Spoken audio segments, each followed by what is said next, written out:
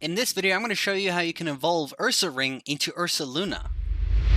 So there are two things that you're going to need before you can begin, and you're going to get this in Crimson Mirelands. So the first thing you're looking for is a special item, and I recommend using Ursaluna to ride around. This is the rideable one that's actually not a Pokemon that you have, where you use it to dig for treasure, which I also covered a video on. So you find it, find a treasure thing. The treasure you're looking for is called a peat block, spelled like this. Unfortunately, you can't buy this item from the trading lady. You can only find it or do a certain request in Alabaster Icelands that rewards you one, which is towards the end game.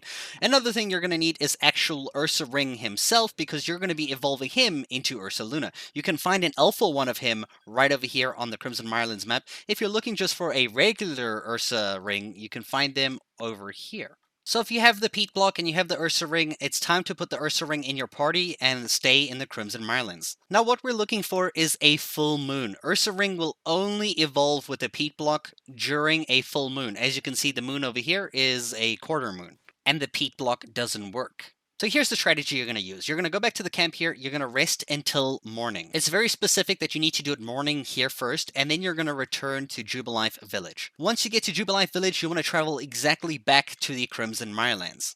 And as soon as you get here, you're going to go to the tent and you're going to rest until nightfall.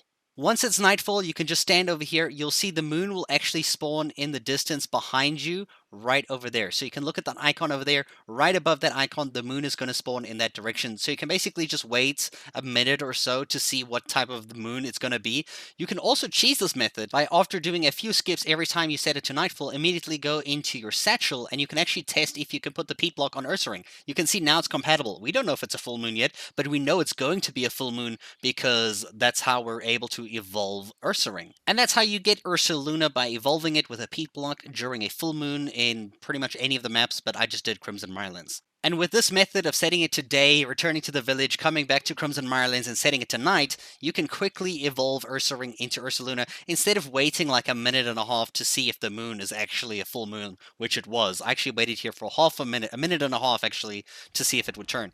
And I hope this video helped you guys. Thanks so much for watching.